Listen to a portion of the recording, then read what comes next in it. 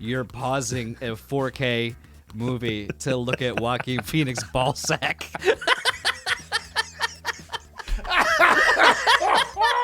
Welcome to 6 of One and Bill of the Other, where today Bill and I are going to discuss Beau Is Afraid. For the folks at home, watching this film was Bill's suggestion.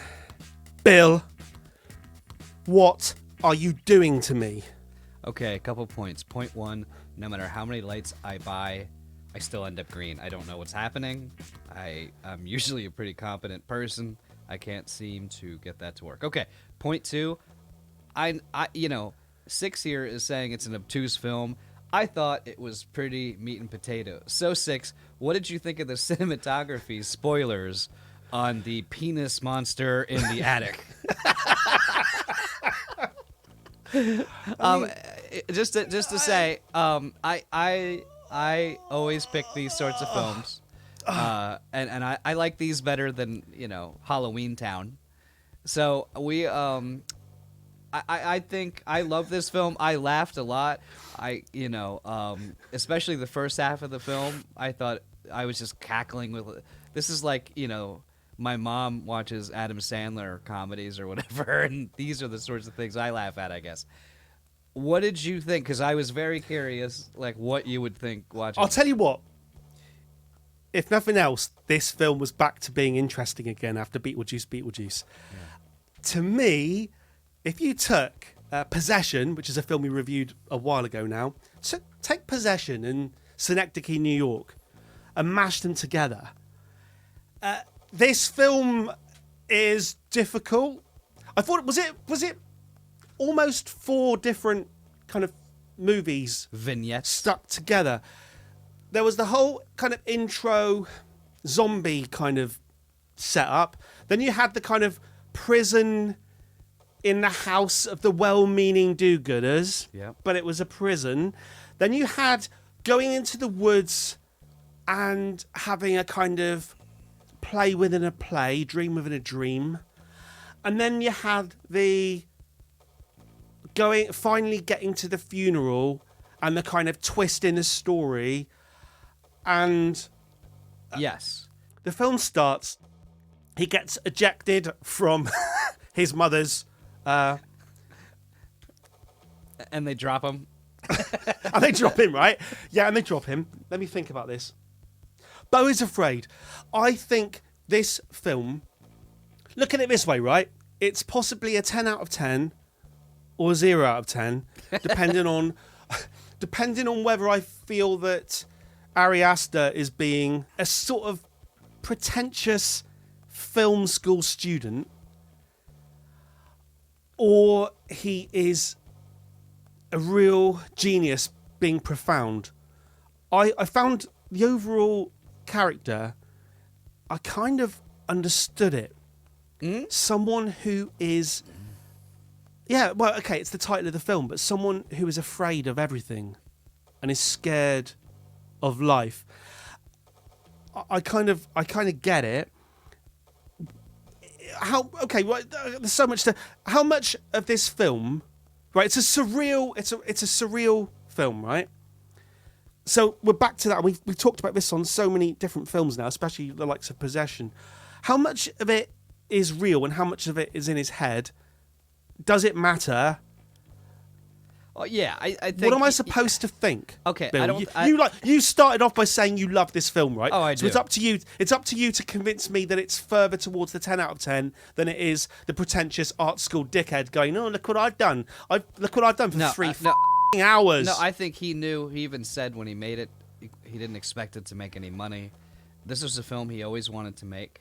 It's a film about dealing with your relationship with your mother. So I have to now admit, my mom's never watched an Adam Sandler film. I said that. That was a lie. She's never watched that. I was looking for an example. I don't know why I said that. If she sees it, she's going to be very disappointed. Look at this film as Ari Aster exploring all of his anxieties and looking for any excuse he can to play out. Just think of like different moments, and here's why I think it's genius.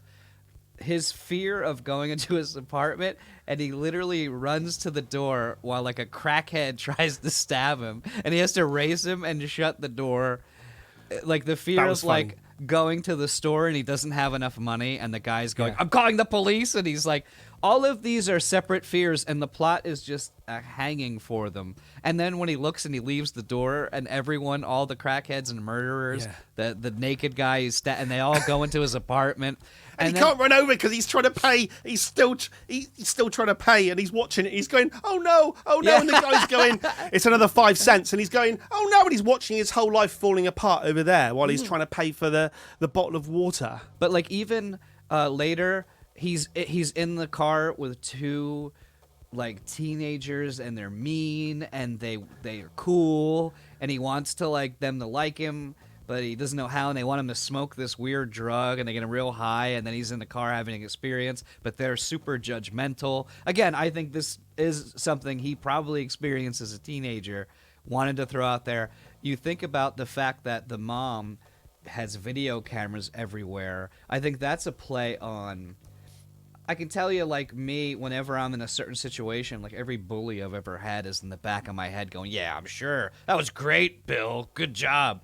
You know, there was a bully in my head telling me how green I look and how stupid this is to have a podcast. I'm supposedly a professional, and I'm green.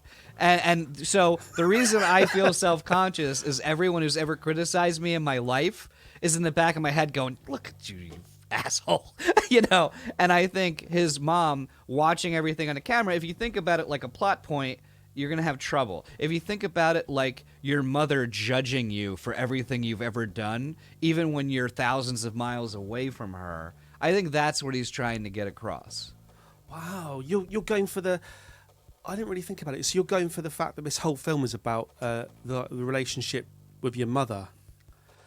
I suppose it's obvious, but I didn't really think that when I was watching it. It veered so far away and eventually came back to it. But it seems to... who is he? He's trying to please everyone, but who is he trying to please the most? His mother throughout the whole thing. And, you know, I have a pretty good relationship with my mom. I suppose if you don't. But, if, you know, whatever your sort of hang-ups are with your parents, it really defines the rest of your life. Let's be real. And I think, so even if it's not about his mom implicitly, they're all offshoots of things that was created. Like, you know, we'll get to the penis monster. Do I think there's an actual penis living in the attic going, "It's nice to see you"? For the folks at home, I'm sure, hopefully you've watched the film, there's a scene where his brother says, "No, I want to know." And she goes, "You want to know? Come up in the attic and I'll show you." And then they play it like when he goes up there, there's a shriveled old man out there with the penis. Shriveled. That's a Freudian slip, right? With the penis monster, there's a shriveled old man. And I think, and again, this is all interpretation, so I don't know. This is how I interpreted it. I think he's saying that his manhood, his brave self, got snuffed out by his mom when he was little and has been just atrophying in the basement. And I took the penis monster to be, you know how if your dad's not around, they go, "He was just a sperm donor." I think it was a play on that.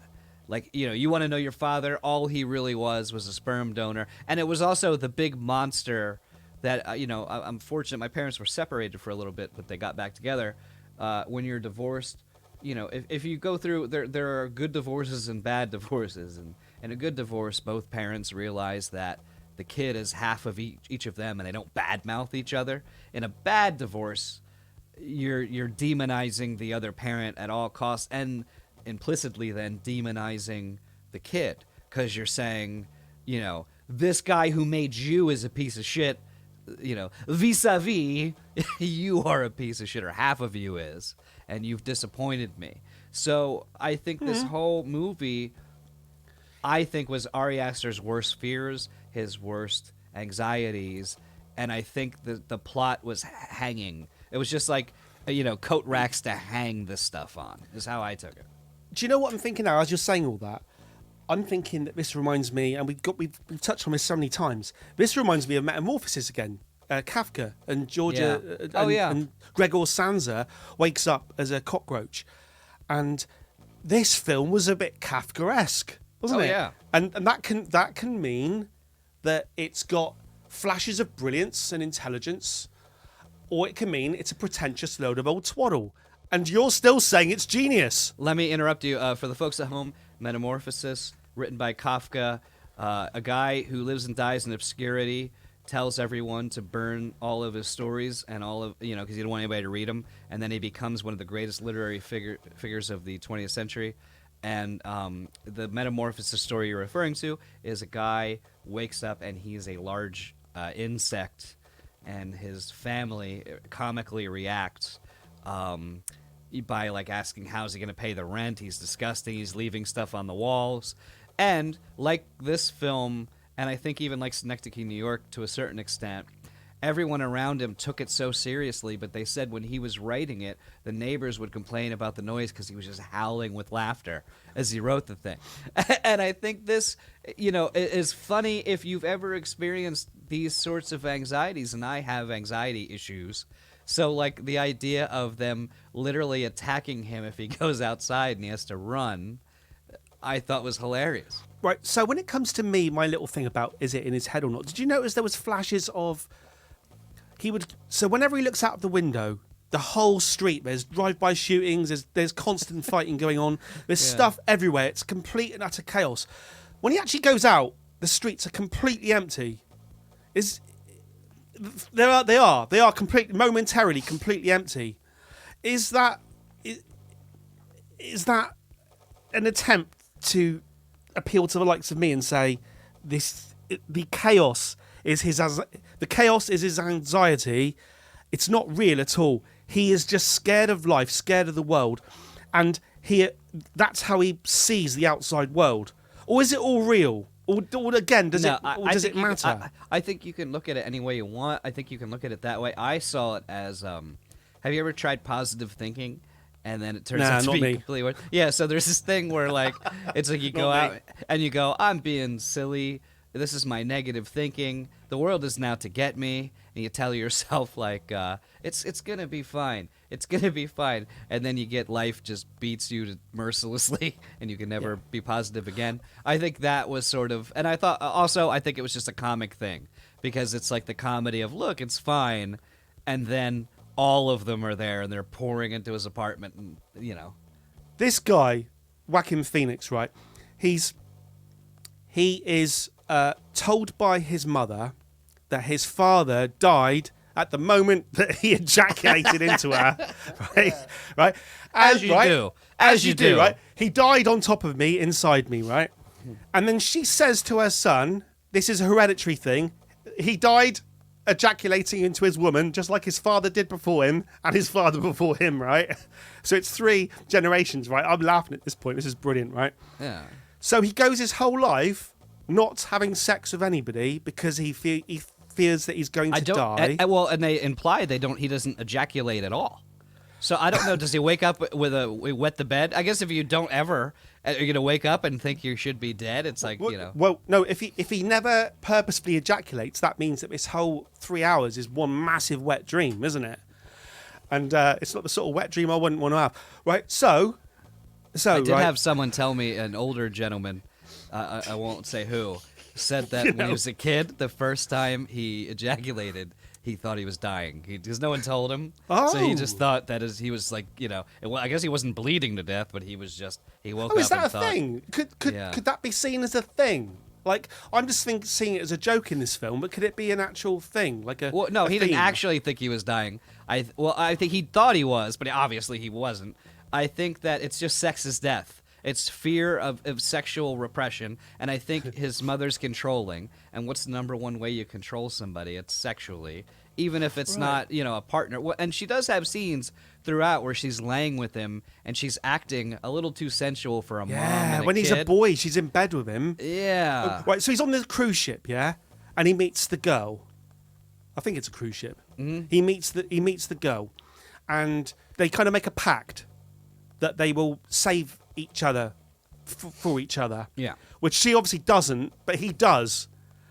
And happened to me when I was 12. No, I'm just kidding. So she takes pity on him, right? And then my favourite scene of the film happens, which... right, so he's having sex with the girl on the bed, with the woman on the bed. Yeah. And he's scared he's going to die. Yeah. Right? Yeah. But she does, and she's like locked immediately into rigor. in a splayed position, right? And the bit that I laughed at was when she's carried out, and you can just see her as she's being carried towards the door, and she's in that position with her legs splayed. Now, what does it say about me that I laughed for about a minute and a half at that? Well, there's a story that I cannot tell fully on this podcast. Oh, that's good for a podcast. Yeah. Well, that's good for a let's see. podcast. This is the best I can do, and we can see if we can cut it. There was a certain. I was a young man. I don't know if any of that will make the actual podcast. Quite revealing. Quite revealing. That explains a lot. It even explains the green lighting today. Yeah, that's why. good. And folks, that's why I'm green. Yeah, can we? I don't know if we can even put that in the podcast. I have no idea. I have no idea. I'll think. What happens, folks at home, is that the podcasts when we record them are about 4 or 5 hours long, and I edit them down. And I edit all of Bill's stories out because he starts everything he says with, "This can't go in." And I'm like, "Oh, well, good. Well, Okay. just waste my time then." All right, here's what we're gonna do. So, folks Waste at home, my time. I just said a highly inappropriate yet humorous story that you won't get to hear. So I'll do a more G-rated story to demonstrate the humor of something so terrible that it's funny. One time, I was at a group get-together at a party, right? And the ugliest man I ever saw comes into the party. And I'm sorry to be judgmental, but this guy was so ugly that people were following him playing somber violin music because it was so sad that he was this bad. And I thought to myself, I saw him and I just thought, oh, the poor guy, he got it rough, you know? And the guy comes up to me and he points to an attractive lady that was at this gathering, and he said to me, "Guys like us, never gonna get a girl like that."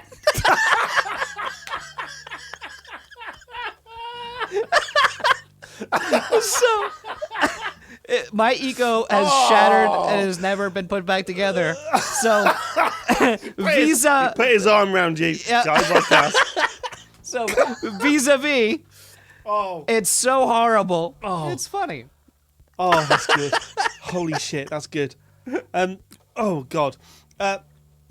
So right. All right, So anyway, yeah. So Joaquin Phoenix wants to. Oh no, I keep saying it because I can't remember the character's name, so I always say the actor's name. In this one, it's obvious. Beau. It's in the film. It's in the title. I like Beau. I like the part earlier where you were like, after watching this film and thinking of it a few days, I think he's afraid. Yes, I'm a idiot. Right. Mercurial Number Six is an idiot. I love right. that in the past 5 minutes of our podcast, I've basically called myself extremely ugly, and you've called yourself an idiot. But anyway, let's move along. So he wants to visit his mother, and through a series of unfortunate events, he doesn't make it immediately. He then gets, like you said, stabbed by a naked man with a circumcised penis. Why funny. did you have to point out that he was circumcised? That's brilliant, right? So in terms of me wondering whether what the angle of this film's going to be, is it horror, comedy? The serial killer. So there's a naked man who's stabbing people randomly in the street, right? And he's a sort of serial killer. And the police description on the news when they describe the serial killer is, I think it's something like, it's a naked man with a circumcised penis. Witnesses have identified him as a circumcised white male. That's He's a the follower. description He's that a the follower. police give. He's a follower of the Abrahamic religious tree. But when I heard that, I thought, oh, I get it. Okay, this is a comedy, because that was funny. I laughed. However, right, it's all been positivity and light for the moment, right? Can I just say that the comedy didn't really last, right? This film went on and on and on and on, and I paused it at one point, and it was an hour and a half, right? And I thought, oh my God, that's the film length. And then I saw it was another hour and a half to go. I hadn't checked first how long the film was, and I thought, oh my God, I've got this whole length to go again. And it went on and on, Which and is the on sign and on and on and on. That's the sign of a great film. When you're halfway through it and you say to yourself, "Oh my God, I've got to quote go through this whole thing again." But it went on and on and on, right? And it was difficult. And I know you made a joke earlier, like what's so difficult about this film? But this, I know I started by saying it's like a mix of possession and, metamorphosis and synecdoche New York, but is this the most, oh God, is this the most difficult film yet? No. I would say Synecdoche, New York is much more difficult. Really? Yeah, and I'd say Synecdoche, New York is probably a better film. But I still think this is a great film. But hang on. Synecdoche, New York made more sense than this film, didn't it? In ways it did, and in ways it left a lot of questions. I think I'll think about Synecdoche, New York the rest of my life. This one I'll think about a lot, but not to that extent. What do you think the director-writer... It's always interesting when it's a director-writer, isn't it? It's like it's purely... You're laying it all out there. I thought this was a surprise to me. Yeah. So I watched Hereditary, which I loved. Then I watched Midsummer, which I loved, and I was expecting something similar, right? Because I knew nothing. I'd read nothing about this film. I knew nothing about it, and this was like, what the living, what the. I think Ari Aster, to me, is very, very good at making films that I really love and I never want to watch again. And it's funny, we said the same about Synecdoche, New York. Yeah. I was like, I love it. It's going to have to be a decade before I watch it again. And I think, for different reasons, with Hereditary and Midsummer, I love them. But I felt like the violence was so visceral and deep that it's like, you ask yourself, why am I putting this stuff into my subconscious? Because it's so disturbing. And with this one, I didn't feel that. I probably will take, if I ever watch it again, it'll be a while. Just because, like you said, it's very long. And I think that's a valid criticism. I do think the film is too long. I felt that way. I felt like confronting the mother at the home. And then when we get in the boat and we're going to go into the cave, I'm like, oh, we're doing this again? I think we had gotten the point by then. But I think, again, I think if you look at this as... what is the actual... I burped unintentionally there. What if you watched the whole film and you're going, how does this... that was my chest as in mid-sentence. If you're going, what does this mean to the plot? Is this real? Is this not real? I think you're going to have a bad time. I think if you're watching it and just taking in each experience and knowing that I think there's definitely a theme that he's exploring. I think the plot is there. It's almost doesn't matter. Is it? Well, she's doing Is this like The Emperor's New Clothes, where anyone who believes that they got any intellect or any clever... I mean, I looked at the reviews after I watched it, and basically everyone in the world who thinks that they've got any kind of intellect will give it nothing but 5 out of 5. And well, here's why, though, too. Is it like The Emperor's New Clothes? I think, he is naked throughout much of this film, so I think that does make sense. It's a brave performance. There's literally a penis monster in the attic. I think partly, and maybe this could be, we just reviewed Beetlejuice. There is less than zero, I won't say creativity, because even in Beetlejuice, there's creativity, but no one... If you're putting up hundreds of millions of dollars, nobody wants to take a risk. So they're all just taking properties we've already seen, images we've already seen, repackaging them, making them more safe. So you end up making this milquetoast, whatever, thing that doesn't really please anybody, and it doesn't really make anybody happy. So whenever a director is going to get a lot of money and he's going to take a big swing, it's why we are going to review Megapolis, am I pronouncing it correctly? The new Coppola film, because I think whenever someone takes a big creative swing and tries something crazy, I'm gonna err on ranking it higher than lower. Because he's taking a risk. Like, he very easily could have made a straight-up horror film, and people would have at least given it 3 out of 5 stars. He would have made more money. But he chose... This was like a passion project. And I think I can take... And again, I'm someone that has anxiety issues. They're not the same as his. But I can recognize... we've talked about this with surreal films. In a lot of regular films, there's something called the hero's journey... you might have read a book called Save the Cat, and the idea is to take these ideas from your subconscious and assimilate them into society.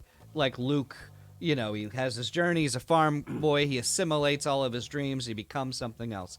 That's a story we're all comfortable with. I think David Lynch and the surreal way of doing it is to just take these images straight out of the subconscious and go, look at this. And your conscious mind kind of doesn't know what to do with it. It's uncomfortable with it. There's a reason you've buried it and pushed it down. And I think as a horror director, what he's more comfortable doing is just forcing you to look at these images. You know, in the beginning, because it's an easy metaphor, you know, agoraphobia, you're afraid to go outside. What do you think is going to happen when you go outside? And rationally, it's ridiculous. Like, if I'm afraid that if I go get the mail, someone's going to stab me, there is a 1 in 10,000 chance someone will. And so even if you're an irrational person with anxiety and with these disorders, you're going to imagine the worst happening every time. And then what does your life look like? It's a hell. And a normal person would go, wow, what the hell is this? But someone who suffers from anxiety or any one of these disorders, I think is going to go, I get what he's doing. And it's not that bad in, you know, most people's heads. It's an exaggeration. I'll tell you what I really liked. I think it's very near the beginning. Might even be the first scene. Might even be the first line. He's talking with his therapist. And he says, do you think I'll be all right? I swallowed some mouthwash. I'm worried I'll get cancer. And the guy says, no, I swallowed mouthwash once. That's fine. And he goes, no, I also swallowed it last week. I accidentally drank mouthwash Friday night.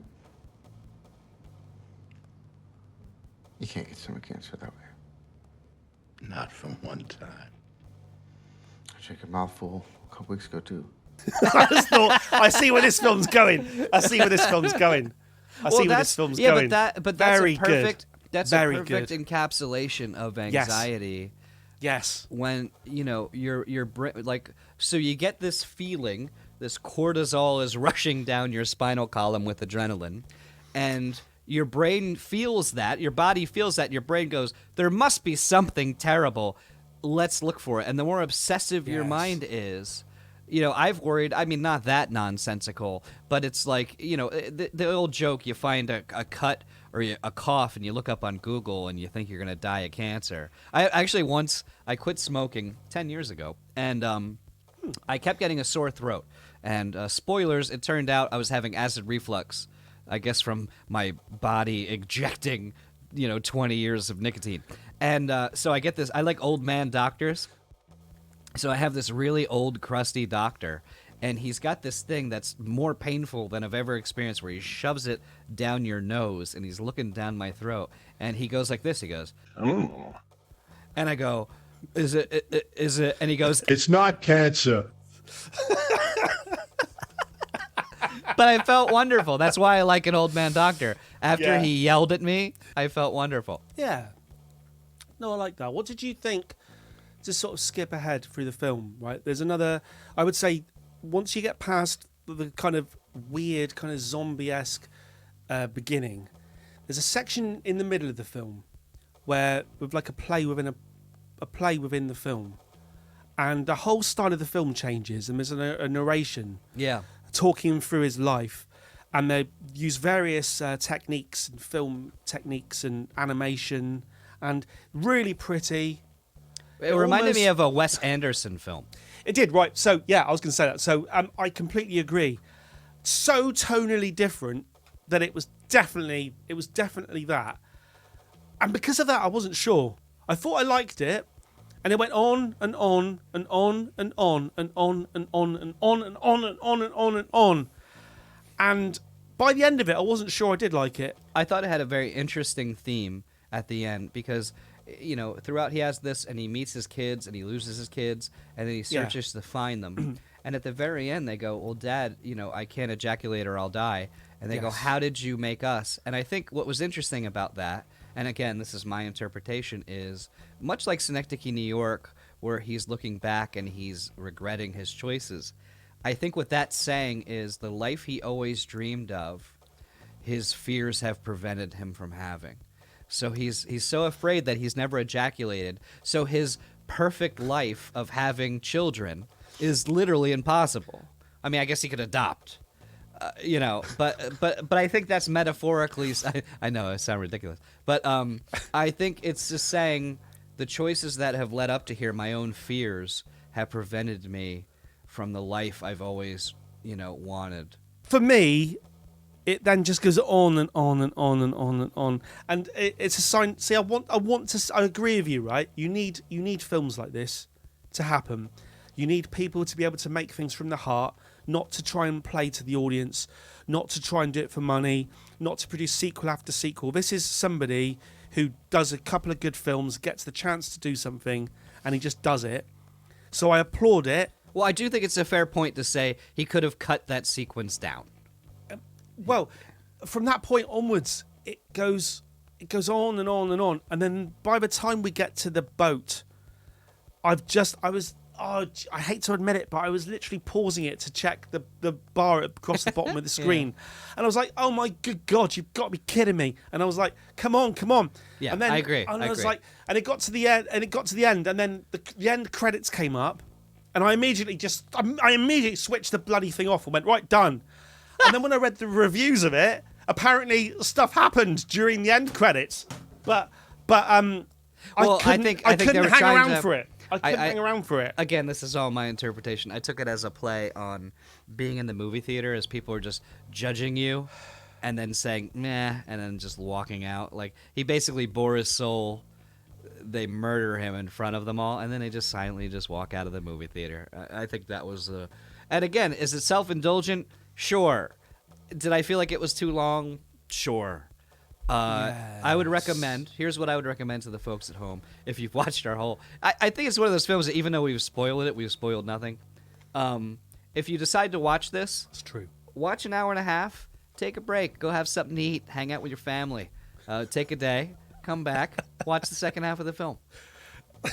I mean, like, my wife will watch a whole season of something in 2 days on Netflix. So it's like, it's long, but, And it is the movies... It should keep your interest. You shouldn't be going, holy shit. I think partly we're watching it for a responsibility because we know we have to talk about it. Like, if you didn't have to talk about it, do you think you would just sort of shut it off, like, at some point? Okay, right, let's be fair. I want to do nothing but praise it for the sheer audacity of it, right? But I think you're right. I think, unfortunately, it's probably a bit of a fail because I like films like this, and yet I didn't really like this film. I think I liked half of it. I reckon you can split it into 4 parts. Yeah. And I liked the first part completely. I liked bits of the second part. Didn't really like the third part. Hated the fourth part. So, overall, it was just like it was like I was skiing. I think you could make. I can't ski. I think you can make an argument. They say this about like capital L literature. Rodney Dangerfield used to say, "Kid, respect the audience," and I don't think a lot of stuff like this respects the like. So what he means by that is the audience engaged? Are they bored? Let's cut it to the absolute, so people are just with us. And I think with stories like this, and you could argue it's for good or ill, because I mean there are also kids that now say, without irony, they don't watch movies, they just watch TikTok because movies are too long. So 2-hour film, for them, they're like, what? I could just watch a clip on Netflix. Yeah. Dude, we have trailers. If you go right now on YouTube and watch a 30-second trailer for this film, there will probably be a 10-second trailer for the trailer that'll play before. So do you have to keep that in mind? Sure. Could he have cut this to be a little bit more? Sure. I think it was a passion project. And he's like, no one's going to watch this anyway, so I might as well just... I wonder, what does this film look like before he cut it? Is there a 6-hour version of him being tortured? And I think there's not a lot of levity. Like, the nice moment he has, like, sleeping with the girl he always had a crush on that he murders. There's not a lot of levity. I don't have an education in film theory or literature. And I think it's perfectly okay, because this is all I do, is to watch it and go, I have no idea what this is. And I think it's scary when you're watching a film and you're going, I have no idea what's going on. You don't want to feel stupid. You don't want to feel like, all I'm doing and everything I'm saying, Ari Aster could come out and go, no, none of that is what I was going for. How do I know? And so you just watch... And you go, I have no idea what's going on, and you just try to enjoy the ride and find things that you identify with, and who the hell knows how close anybody is. So the real question is, how many of Joaquin Phoenix's engorged testicles would you give this out of 10? Wait, no, right, come on, because this is definitely a film you shouldn't rate out of 10, so I think we should. What would you give this film out of 10? I'd give it a 7, because I just think there's some crazy shit. I laughed a lot. I did think it was overly long, but I mean, look, I watch all the Marvels. I'm watching Agatha all along and The Penguin right now, so I'm not taking myself out of this. But adult cinema in the 70s was, Scorsese films and things. Yeah. Adult cinema now is Captain America, whatever the new one's called. So, I'm giving it a 7 out of 10 because they tried some stuff. They made me laugh. I thought it was, Yeah, I think I'm with you on that. I suppose I have to sort of compare it to. How do I think it compares to Possession, which I thought was another difficult film, kind of film about the worst, how bad a divorce can be. Yeah. Then Synecdoche, New York, a film kind of about. Oh, I don't know what that film was about. Oh, what's funny is all three are deeply troubling and hilarious. I'll tell you what, though. I'll give it a 7 as well, I think. I'll tell you what. Joaquin Phoenix is good, isn't he? Yeah. Has he ever been bad in anything? He's just amazing. Yeah, he's just a great actor. Although, I've heard people have been slating this new Joker film. Well, I think I don't that's know what he's more like to in do that. with, they said, hey, you know that Martin Scorsese Taxi Driver film? How would you feel if we added a pop star and did some dance numbers? Although, that could happen in this film. Well, I will say this. If there'd been a dance number in this film. We are poor and we have no time.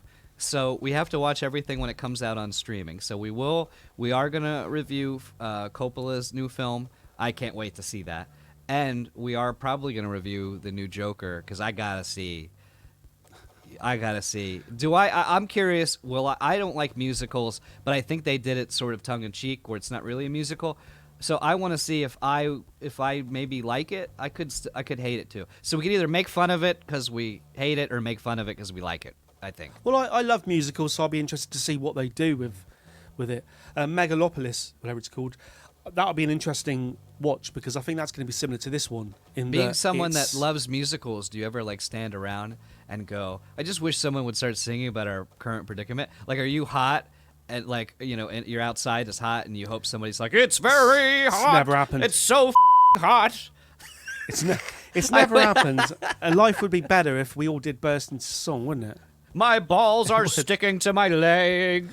Another moment where I paused it, and they referenced it later, right? When Joaquin Phoenix gets either into or out of the bath, and his testicles were hanging so low they're almost at his knees. So I paused it. Because they're right there on the screen. You paused it to look at his balls? Yeah, I did. Yeah, right. To look at his ball sack, and I was like, holy shit, what's going on there? But then they reference it later, and then the doctor bloke says to him, "You've got whatever it is." How far we've come. When I was a kid, we had VHS tapes, right? So my mom would have Pretty Woman, and I'm a kid, and I'm like, well, that's about a lady of the night. Maybe I'll fast forward. And I remember finding one part where it's sort of angled, but VHS was so low quality. I was like, either that's her breast or the part of the bed, and I would just trying to find it. And I like that, many, many years later, you're pausing a 4K movie to look at Joaquin Phoenix ball sack.